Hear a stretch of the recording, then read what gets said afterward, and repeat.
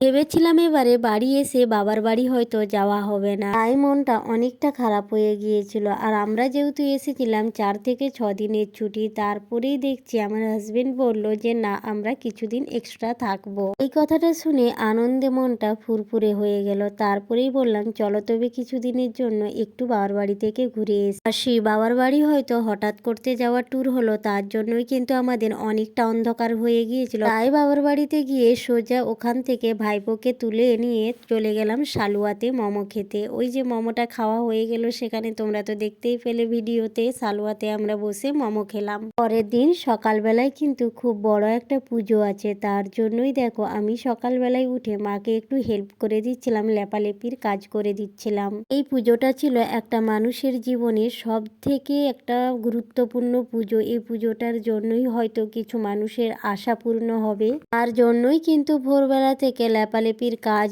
সমস্ত কমপ্লিট করে এই যে রান্না করা হচ্ছে। মা তো ওইদিকে ভাতটা গড়াচ্ছে, আর আমি ভাবলাম চলো তবে আমি লুচিগুলো ভালো করে বানিয়ে ছেঁকে নিই। আর ঘুগনি মল্লিকা বানাচ্ছে, মানে আমার ভাইয়ের বউ, সে ভেতরে গ্যাসে ঘুগনিটাকে কুকারে দিয়েছে সেদ্ধ হতে। আর এইদিকে দেখো আমার ভাইপোকে আর কি বলবো, সে ক্যামেরা হচ্ছে দেখে করে সে ক্যামেরার কাজ চলে গেছে আর গিয়ে করে ফোনটা নাড়াচ্ছে। এই জন্যই আমার ক্যামেরাটার এই অবস্থা হচ্ছে। তো যাই হোক, ছোট বাচ্চা, তাকে আর কি বলবো, তাকে বললাম ধরো না, সে ধরবেই। তাকে যেটা বারণ করি সে সেটাই করতে চায়। ছোট বাচ্চারা বেশিরভাগ সময়ই এরকমটাই করতে চায়। তারপরেই দেখো এইদিকে কিন্তু ফাইনালি আমাদের লুচি আর ঘুগনি বানানো হয়ে গেছে। খাওয়া দাওয়া তো হয়ে গেল, তোমাদের সঙ্গে ভিডিওটা শেয়ার করা হলো নি। আর এইদিকে বেটুরা পড়তে বসেছে। তারপরেই দেখো আমার মামা বাড়িতে আমরা চলে যাচ্ছি। বাপের বাড়ি থেকে সোজা আমার মামা বাড়িতে যাচ্ছি। আর জানো তো এখন কিন্তু বাজে 11:30। আর 11টার সময় এত রোদ্দুর, মানে কি বলবো, কিছু বলার নেই। তবুও কিন্তু তোমাদের দাদাভাইকে ফোন করে ডাকতেই সে চলে এলো।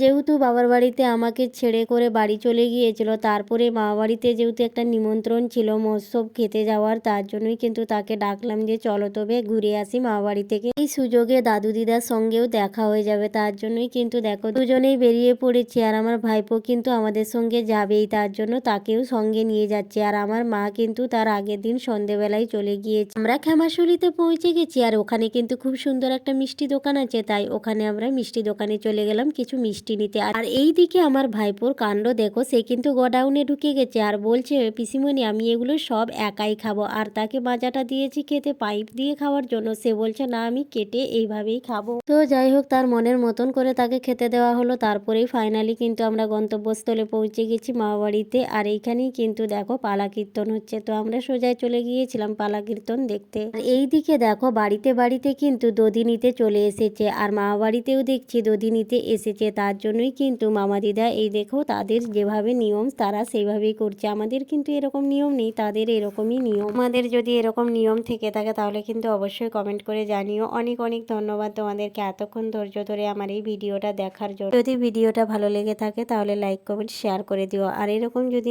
নতুন নতুন ভিডিও তোমরা দেখতে চাও তাহলে কিন্তু পেজটা ফলো করে রেখো। তো আজকের মতন ভিডিওটা এই পর্যন্ত, আরও সুন্দর সুন্দর এরকম ভিডিও তোমাদের জন্য নিয়ে আসবো। সবাই সুস্থ থেকো, ভালো থেকো, টাটা বাই বাই।